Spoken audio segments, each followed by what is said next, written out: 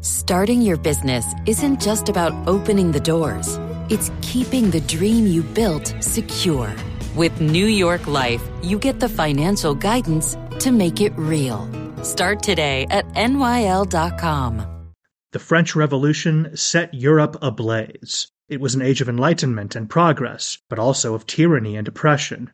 It was an age of glory and an age of tragedy. One man stood above it all. This was the Age of Napoleon. I'm Everett Rummage, host of the Age of Napoleon podcast. Join me as I examine the life and times of one of the most fascinating and enigmatic characters in modern history. Look for the Age of Napoleon wherever you find your podcasts.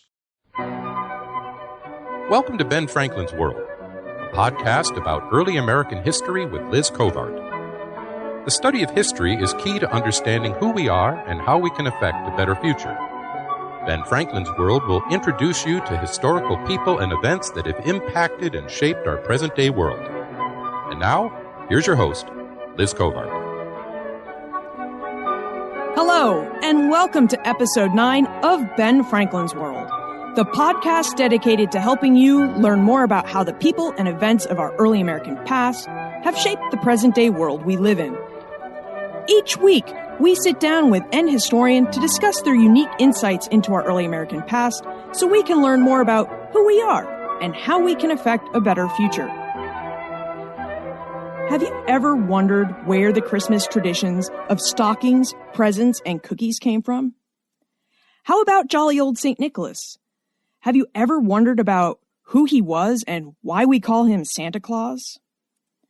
In today's episode, culinary historian Peter G. Rose will help us answer these questions. Peter is the author of the new book, Delicious December: How the Dutch Brought Us Santa, Presents, and Treats. In our conversation, she will reveal the impact that Dutch colonists had on our North American culinary traditions, what American foods have Dutch origins, and how the Dutch celebration of St. Nicholas's Day led to the creation of the American Santa Claus. But before we get to today's conversation, I would like to take a moment to wish you and your families happy holidays. Thank you for making Ben Franklin's World a part of your podcast listening ritual. All right, I think I've held you in suspense long enough. Let's get to our conversation with Peter G. Rose. With tidings and wisdom to share about our early American past, here is this week's special guest. Joining us today is Peter G. Rose, a food writer and culinary historian of Dutch foodways in North America. Peter has published 9 books and many articles about the influence of Dutch food in North America. Her first book, The Sensible Cook: Dutch Foodways in the Old and the New World, offers a translation of the most influential 17th century cookbook in the Netherlands, the Verstandige Kok.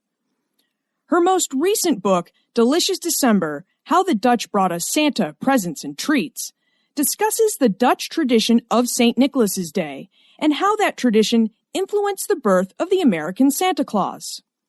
But fair warning, this book may make you hungry because it also contains many recipes for traditional St. Nicholas Day cookies, cakes, and breads. Welcome to Ben Franklin's World, Peter. Well, thank you, Liz. Now, personally, I'm very excited to have you on the show.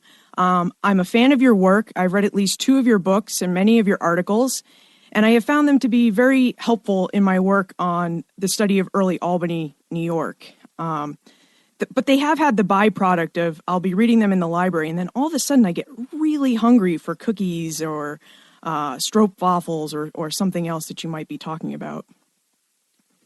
You're not the only one. So before I'm sorry? Well, I was going to say, you're not the only one, and when I give talks, I know that after 45 minutes, people start to sort of stretch their neck to see what kind of cookies will come once I stop. So getting hungry when someone is talking about food is apparently inevitable. Yeah, it must be a real professional hazard as a food historian not to go to the refrigerator all the time. Yes, but we try to avoid it. So before we dive into the influence of Dutch food in North America and how the Dutch brought us Santa presents and treats, would you tell us a bit about yourself and how you became interested in the influence of Dutch food in North America? I am an official immigrant. I had a green card for a period of time and then became an American citizen and started a job with a local paper, writing a family food column. And that paper went out of business, was picked up by a larger one, and eventually I worked for the Gannett newspaper chain, or some people say Gannett. And I worked for them for 22 years as a food columnist. And then, of course, we're in the Hudson Valley, so I started looking into the Dutch influence, which, if you concentrate on it for a moment, there are so many Dutch place names and places, and, of course, historic houses. So I started wondering, what Dutch dish can I still eat here? And I was very lucky. Historic Hudson Valley had a second edition of the Verstandige Kok. And they suggested I translate it into English. And between that work and the book then coming out, I had learned so much about Dutch cooking itself that I really didn't know, and how it was brought here. And Wow. That's really what started it all. And is the Historic Hudson Valley, is that the historical organization in Sleepy Hollow, New York? Correct, yes. Mm-hmm. They administer Van Cortlandt Manor, Phillipsburg Manor, and Washington Irving's house, Sunnyside. And Van Cortlandt Manor was particularly of importance to me because at the time they still gave open hearth cooking classes there, which I took in order to understand the recipes in the book I was translating. Because in Dutch, the word bakken might mean to bake or to fry. So in order to know what the recipe was really doing, I needed to make it. And in order to make it, I needed to know how you cook things over an open fire. So I've learned so many skills and things just by making this translation. Normally you think you use your language skills, but in this case I needed to learn lots more other skills, which was a ton of fun. What was something that surprised you about open fire cooking during your classes? How versatile it is. It's amazingly versatile, particularly if you have a large fireplace like Van Cortlandt Manor has, dates to 1749, and it has a very large area in front of it. So you can make little heaps of coal, put a trivet on it, put a pan on it, and you can cook 10 or 12 dishes at the same time. Wow, that sounds like an efficient kitchen. It's fun and interesting. So, what American foods have Dutch origins? I'll give you my list. Okay. Donuts, waffles, wafers, pretzels, pancakes, coleslaw, and above all, cookies. Are the things the Dutch brought here. Well, I, for one, am grateful for all of those traditions. I know. Don't we love them all? So, when we talk about these traditions, I know that there was a fur trade outpost that was established near present-day Albany, New York in 1614. But the settling of New Netherland doesn't really begin until after the Dutch West India Company was founded in 1621. So before you have colonists, you just have those fur traders at the outpost. So did Dutch food start its migration to North America with the colonization after 1621, or did the traders bring some of their Dutch culinary traditions with them to North America? I'm sure they brought something, but not of any impact as far as I know. Really, it came with the families, the women that came here, and they brought not only their culinary traditions, but their customs of celebrating. And as you well know, we eat the most on a holiday or at the time of a festival. So, of course, that was the case in the old days as well. And cookbooks then from that period, we have one that belonged to Maria Flenselaar or Rensselaer, and Anna de Peister, very Dutch names, very Albany area names.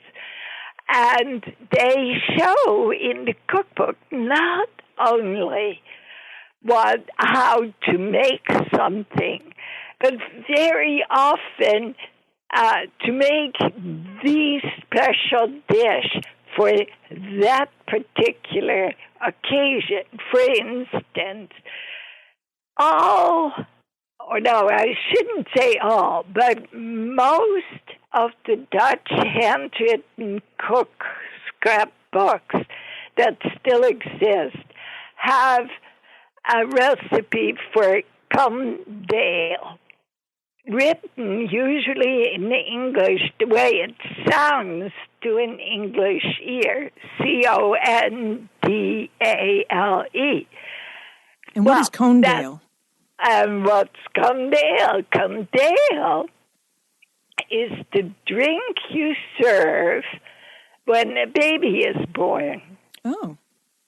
So we know that custom was brought to this country. In Maria Flenselaar is the most perfect example, or actually two examples.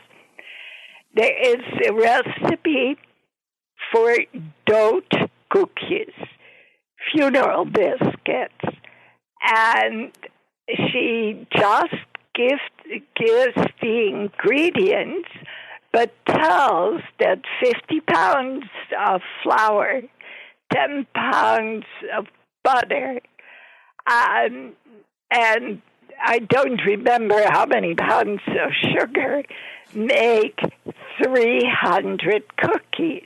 That's a lot of cookies. And the reason for that is that they're as big as a saucer. Now, what were they? They were served at funerals for everyone who came would have one. Now, I've made them, and they're really not very good. But then when you read on in the book, there is a recipe for a mulled wine with quite a bit of sugar and spice. And if you dunk your cookie in that mulled wine, which was the custom, the cookie is all of a sudden a whole lot better. So the moral of my story is the importance of these kind of cookbooks. And for anyone who listens, I want to urge you, don't throw your grandmother's cookbooks away or any little scrapbook she has or box of recipe cards.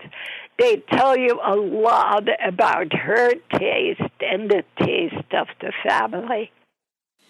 Sure, and these tastes change over time, so I guess I'd never thought about it, but a cookbook would be a good way to document how people's tastes in food does change over time.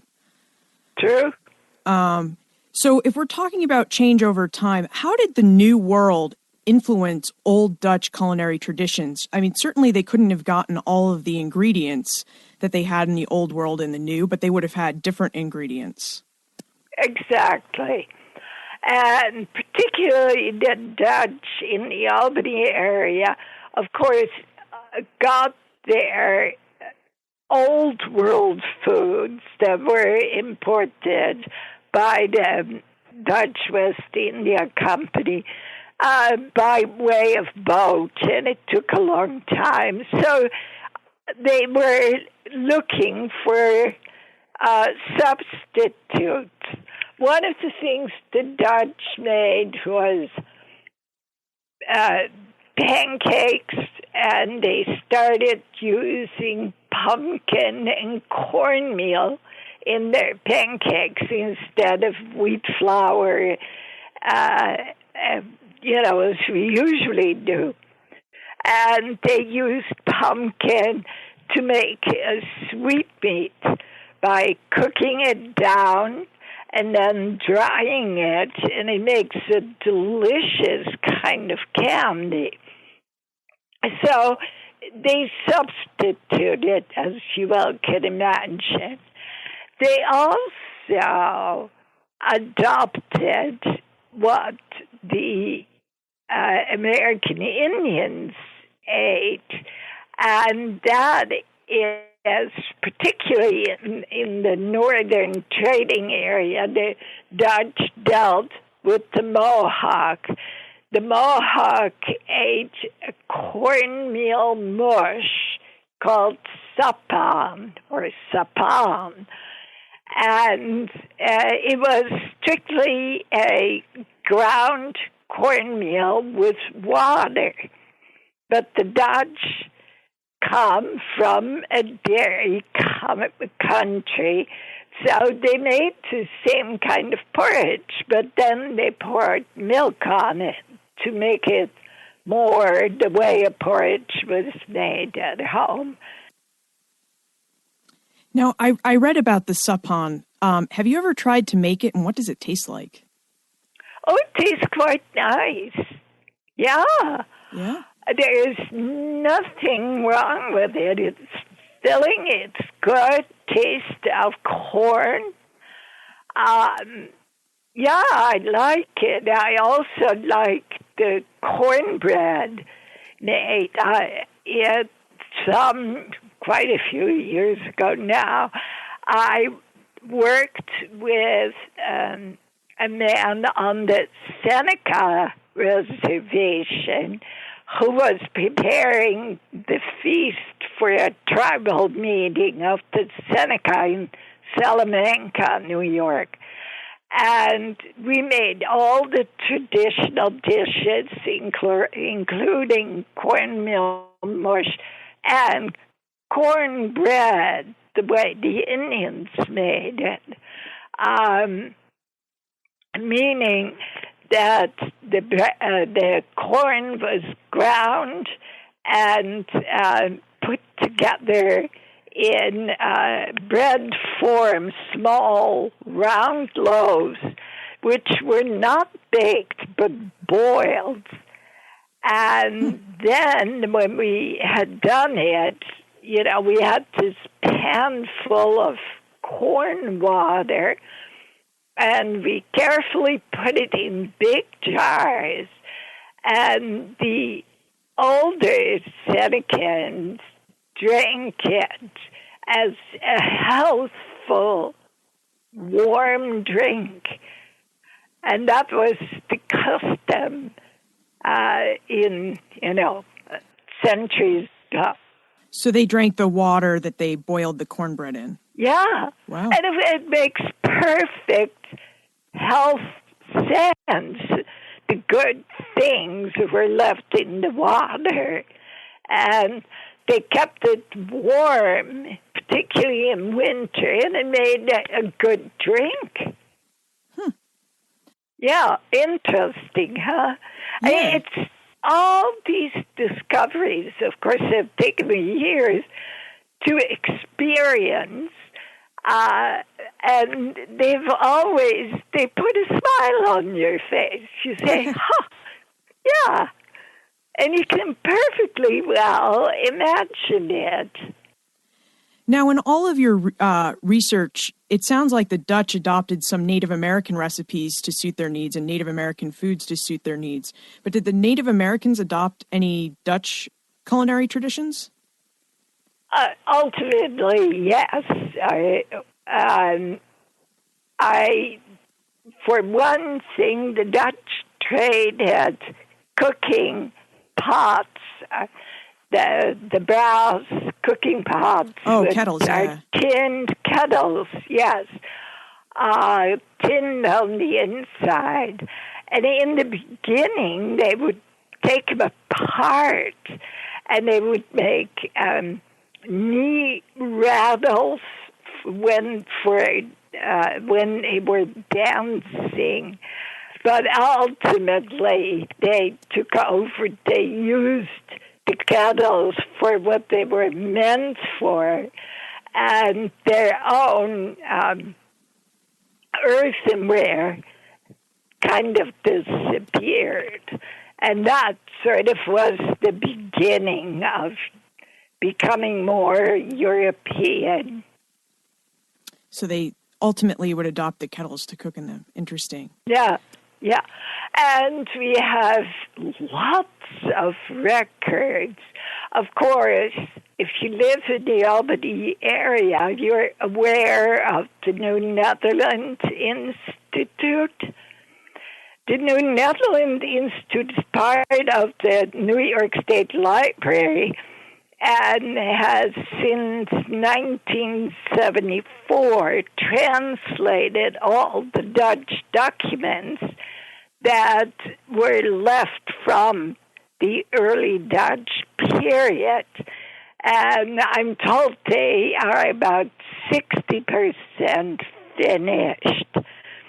And in those records, we find stories where Indians would come and buy wheat bread in what's now Albany from the Europeans. Wheat bread, which of course is much softer, has a different crumb than cornbread, which is crumbly, was very well liked by Native Americans.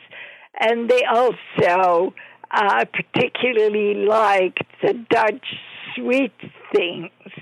There's a lovely court case where a baker was accused of selling a Native American a sweet bun, and he couldn't very well protest that he didn't do it because the person was seen coming out of his house munching on it.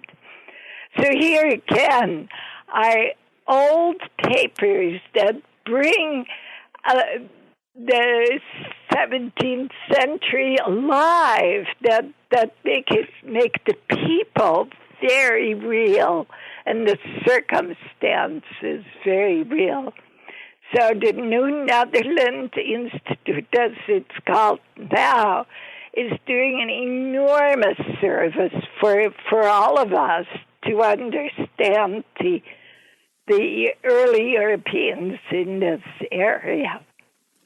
Yeah, and I have benefited from their work. And I know the court case I've read the court case you were talking about. And I also recall an ordinance telling the bakers you have to make enough bread for the community to eat and stop baking so many cookies and pretzels for the Native Americans for the fur trade. Yeah. But if we could transition now to St. Nicholas, can you tell us who St. Nicholas was and why the Dutch celebrate St. Nicholas Day? St. Nicholas was presumed to have been born around 350 or 54 in what is now Turkey, in a place called Patara. And he was a very religious man, very pious, and became the bishop of a small town nearby called Myra. And in order to sort of locate it in your mind, it's very close to the coast. And if you look on the map and find the island of Rhodes in Greece and Cyprus, it's sort of between there in what's now Turkey. He was a pious man and had many miracles, and particularly miracles to do with sailors, saving them from, with storms and so forth. And it was the sailors who spread his fame all along the seacoast, including, and his fame was spread to the lowlands as well as Russia, and as well as then South Germany and France. And the Dutch, being big sailors and really having earned their fortune from their exploits, from their traveling and building boats and so forth, of course, adopted him as their particular saint. Now, his St. Nicholas Day was already known in the Roman calendar as December 6th, so that's generally called St. Nicholas Day. However, the Dutch celebrated always on the eve of the Saint's Day. So they'd and by celebrate the way, December 5th. A Saint's Day is not the Saint's day of birth, but it's the day he died and presumably went to heaven. So that was the day for St. Nicholas, and the Dutch started to celebrate particularly the eve of that day, so December 5th. At first, it was a day or an event for children only. Children would get presents if they had been good. That's always the story. And there are beautiful paintings, particularly by Jan Steen in the Netherlands, that show the celebration. And for any Dutchman, the story is very clear. It's a picture of a family being all together, and delicious things have been brought by St. Nicholas by way of the chimney. The children have placed their shoe or their wooden shoe by the chimney, and he has come and brought all this for you. But if you've been naughty, well, you're going to find switches in your shoe. Switches are simply a bunch of twigs for spanking. And that's also very clearly portrayed. It wasn't until after World War II that the Feast of St. Nicholas, known as the Kinderfeest, or Children's Feast, changed to involve adults as well, and it became the major gift, became and still is the major gift-giving occasion for the Dutch. So we have gifts, we have wooden shoes by the chimney with care. St. Nicholas brings goodies and treats. So when does St. Nicholas or Sinterklaas become the American Santa Claus? Well, the Dutch brought the custom here. We have a record of a baker in Albany who records that in 1676, Maria van Rensselaer bought St. Nicholas goods, meaning goodies, from him. So we know it was celebrated here early on. And the Dutch always assumed it as their particular holiday. By 1809, Washington Irving published his book, The History of New York. And in it, he describes the Dutch, very in a spoofing kind of a way, but nice. And he describes how on December 5th, St. Nicholas will ride over the roofs and bring wonderful things for children. And that idea really sparks the imagination of the Americans. And from there, Santa Claus wasn't that far away. Now, in Dutch, we say Sinterklaas. And if you say it Sinterklaas, it almost sounds like Santa Claus, doesn't it? Yeah, it does.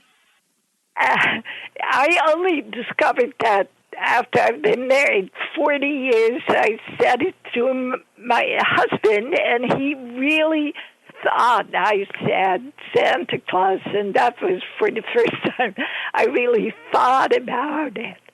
But anyway, Washington Irving started it, and then pretty soon, of course, Clement Moore's poem was very influential, and ultimately illustrators started adding pictures and adding things to it, including the North Pole and all of that.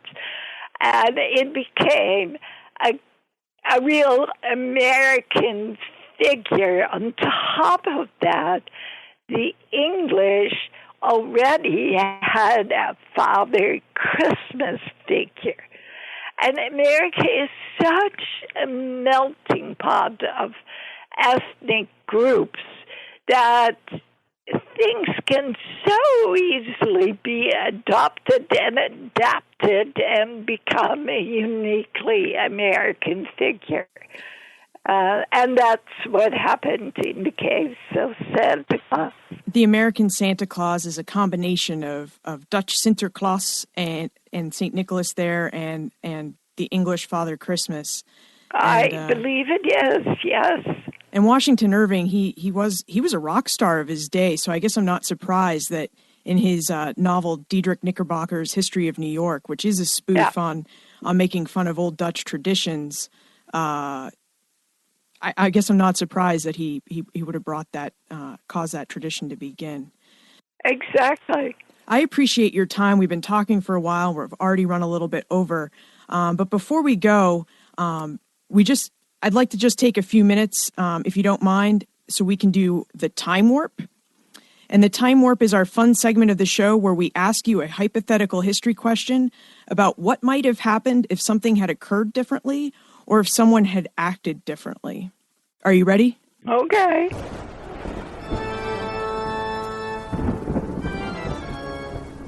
The time warp. Historians can't predict the future, but they can speculate about what might have been. Okay, so just a little bit of background or context before I get to my question here. So the English seized New Netherland from the Dutch in 1664, just before the Second Anglo-Dutch War. And the English split it into New Netherland into 4 colonies: New York, New Jersey, Pennsylvania, Delaware, and they gave some of New Netherland's land holdings to the colony of New York. But the Dutch retake New York from the English in 1673, only to return it to England a year later in 1674. So my question is, in your opinion, how might the Dutch have continued to influence North American foodways and culture if the Dutch had not returned New York to the English in 1674? I think, in a way, they continued that influence. Maybe not as strongly if they had retained the area, but there were still so many Dutch or people of Dutch descent here that who had by now made money and owned land. So they were the influential class and still in some ways retained their Dutchness, or at least their Dutch customs.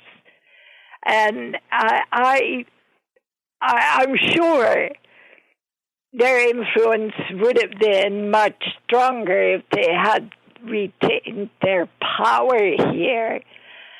But I think they still influenced the American kitchen even in the 19th century, if only by the custom of New Year's visiting.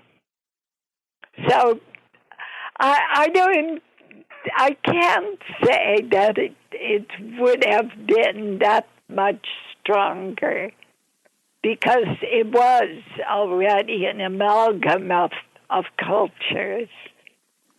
And you're referring, of course, to the 19th century migration of, there was a big 19th century migration of Dutch people to the Midwest. So Holland, Michigan is a relic of that migration. Now, exactly. Before we conclude, what research project are you working on now? Do you have a research project? Right this minute, not, but right now I'm very busy with giving talks about St. Nicholas and the new book. But I have started to look into the Holland Land Company and what they brought to New York other than money. And the Holland Land Company, that's the late 18th century, so late 1700s and into the 19th century? Right. Yep. Exactly, yeah. 1792, I think, is sort of the beginning of it. And it ran through until after the Erie Canal was finished. So probably the 1850s. Wow. So where's the best place for people to look for more information about you and your work, or how to get in contact with you? How kind of you. My website, www, Peter Rose, one word, BenFranklensWorld.com. Great, and I will include a link to that in the show notes. Well, thank you very much for joining us today, Peter. Thank you for your time. Thank you. Well, I don't know about you, but that conversation has left me hungry. It has also left me grateful to the Dutch colonists who brought so many delicious baked goods to North America.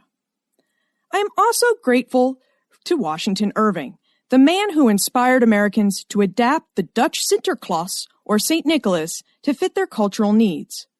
I enjoy Christmas, and part of my enjoyment comes from the image of and inspiration provided by Santa Claus. You can find more information about Peter, her new book, Delicious December, plus everything we talked about today on the show notes page for this episode, which you'll find at benfranklensworld.com/009. And if you can find time during this busy holiday season to rate and review Ben Franklin's World, I'd really appreciate it.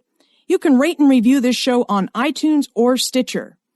Your ratings will help us keep Ben Franklin's World visible and findable for other history lovers who are not yet aware of our show. So they're really important. And if you give Ben Franklin's World a 5-star rating and leave a review, I'll be sure to mention your name in an upcoming episode as a small way to say thank you.